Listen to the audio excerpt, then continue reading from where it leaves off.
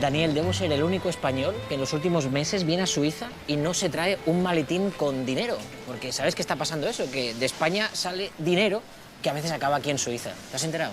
Pues sí, es una cosa que se está dando. Y que aquí no le hacéis ningún asco a eso, ¿eh? También te lo digo. Pues desde luego que no. Y no solo vienen con maletines, hay gente que viene con maletas, hay gente que está emigrando ahora como se emigraba en los años 60 y hay muchos españoles que están viniendo ahora a vivir a Suiza. Yo no he venido a Suiza para hablar de eso, yo he venido para intentar comparar dos sistemas políticos, el español y el suizo, que se basan en lo mismo, en la democracia, pero se aplican de maneras diferentes. Tú aquí en Suiza te dedicas a la política. Sí, vamos, me presento ahora para las elecciones al Parlamento Cantonal, que es el equivalente a una comunidad autónoma y, por tanto, debo de ser político, sí. Debo de ser político, ¿qué quiere decir eso? A ver, es que en Suiza es un poco complicado definir qué es un político, porque la política aquí es un hobby. ¿Cómo un hobby? Pues sí, son aficionados, no es una profesión. Pero aquí no hay gente que se gane la vida con la política, que tenga un sueldo de político y con eso ya pueda vivir. No, solamente los ministros. O sea, ¿Solo los ministros? Sí, a nivel federal tenemos 7 ministros. En total, ¿cuántos suizos se ganan la vida solo con la política?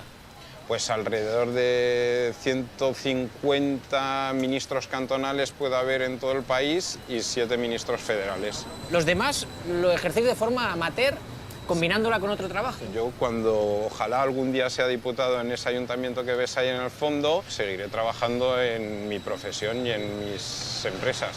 ¿A ti te gustaría ser político profesional? La política en Suiza es una vocación, no es una profesión. Y además no se puede planificar una carrera política, precisamente porque aquí tenemos listas abiertas en las que tú, por muy bien que te lleves con el jefe del partido, estás a merced de lo que vote el pueblo. El concepto listas abiertas, bien, ¿en qué consiste eso? Porque en España oímos hablar mucho, pero a la práctica tampoco sabemos cómo funciona. Te enseño, por ejemplo, la que me presento yo. Esto sería una lista abierta. Sí. ¿Este sería el cabeza de lista? No, para nada. Este es el que tiene la suerte de tener un apellido que empieza por A. Ah, estáis ordenados por orden alfabético. Claro. Yo en España tendría una lista como esta. Sí. La cogería, la metería en un sobre y los votaría a todos. No tendría la posibilidad de elegir a uno o a otro. Aquí sí que tenéis esa posibilidad. Por supuesto. O sea, si tú tienes a un tío en tu lista, socialista en este caso, y dices, no, pero es que yo sé que este tío o es un corrupto o está imputado por un caso, a este tío no lo quiero votar por mucho que venga en esta lista. Lo tachas. Lo tachas. Lo tachas. Y puedes hacerlo. Claro, lo tachas y pones el nombre de otro, que puede ser de la misma lista o que puede ser de otra lista. Ah, incluso puedes votar de dos listas diferentes. Claro. Esto nosotros lo podemos hacer cuando votamos en el Senado. Que es curioso que se pueda hacer en el Senado, que es una cámara que todo el mundo dice que no sirve para nada, y en cambio en la cámara que sirve para algo, que es el Congreso, no lo podamos hacer. La política tiene que ser a la carta, porque en el fondo tú eres el ciudadano que le delegas durante un cierto tiempo el poder y el deber de gestionar el Estado a alguien. En España todavía vamos de menú. Sí. Hay eso y hay eso. Ese es el problema de España, que tiene que algún partido con el poder cambiar la legislación. No, si eso en España ya se ha prometido. Ya hay partidos que han prometido la reforma de la ley electoral, pero luego cuando están en el gobierno, oye, que si una cosa, que si otra, se me olvida y ya pasa la legislatura. Sí, bueno, eso aquí también puede pasar. Lo que pasa es que aquí los partidos no prometen mucho porque saben que están bajo control permanente de los ciudadanos. ¿Cómo se ejerce ese control? A ver, aquí 4 o 5 veces al año tenemos un fin de semana en el que se vota sobre referendos e iniciativas populares. ¿Qué dices? Nosotros votamos de media una vez al año y ya lo llamamos la fiesta de la democracia. Cada decisión que toma el Parlamento sobre una modificación o de la Constitución o de una ley, tú puedes hacer un referéndum en contra. ¿Cuántas firmas necesitas? A nivel cantonal, en Basilea son 1.500, a nivel federal son 50.000. Entonces tú dices, a mí esa ley no me mola. Recoges 50.000 firmas y luego el pueblo decide sobre eso. Yo creo que esto que me cuentas en España suena hasta revolucionario.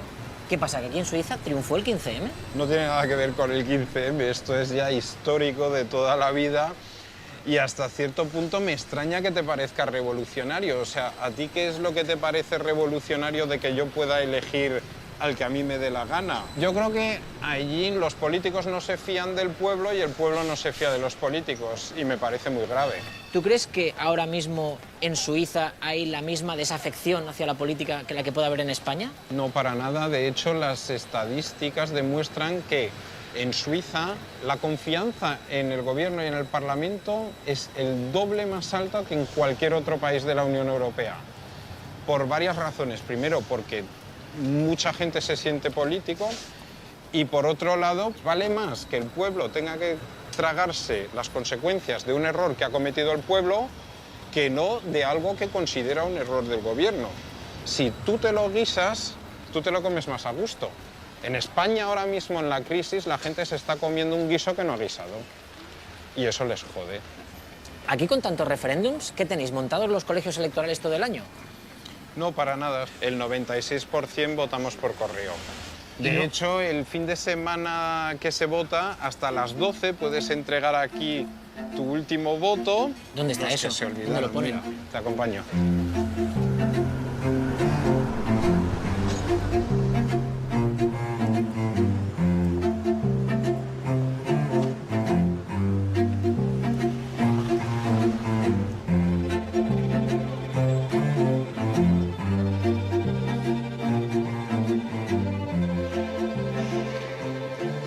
Mira, ¿ves?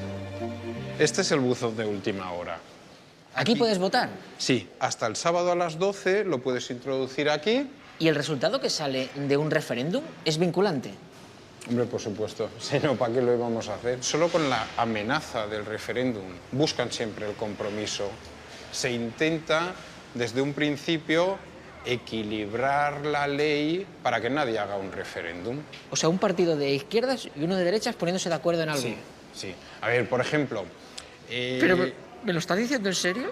Sí, muy en serio. No es tan grave, ¿eh? ¿Esto no pasa en España desde la transición? Bueno, pasó el verano pasado para reformar la Constitución, pero eso fue porque lo pidió Angela Merkel. ¿Y votáis cosas muy raras en el referéndum? Mira, por ejemplo, hemos votado sobre la compra de los caza del Ejército del Aire suizo, y la gente lo ha aprobado. Han dicho que sí. Han dicho que sí. Anda, mira los neutrales. Por ejemplo, a ver, somos neutrales, pero tenemos que defender nuestro cielo. No, claro, hombre, por supuesto. Por otro lado, hemos votado si se aumenta de 4 a 5 semanas las vacaciones pagadas, y la gente lo ha rechazado. ¿Qué dices? Sois muy raros, ¿eh? Perdona que te diga. Pero, tío, que hemos subido por referéndum el IVA. ¿Ves cómo sois raros? Eso lo preguntas en España y sale que no seguro, vamos.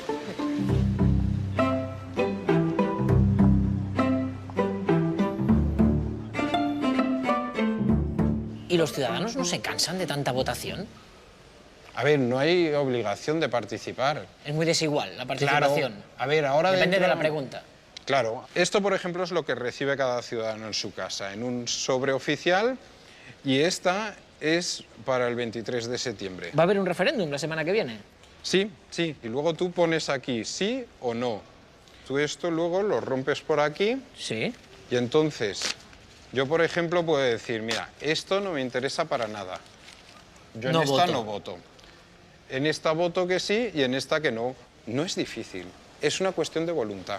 ¿Tanta participación ciudadana puede provocar anomalías? Sí, hay cosas que yo no concibo. Por ejemplo, en el 59, que no se haya votado a favor del derecho de voto de las mujeres, sino que tardáramos hasta 1971 para introducir el derecho de voto de las mujeres. Ah, se llegó a consultar el hecho de que las mujeres pudiesen votar y salió que no.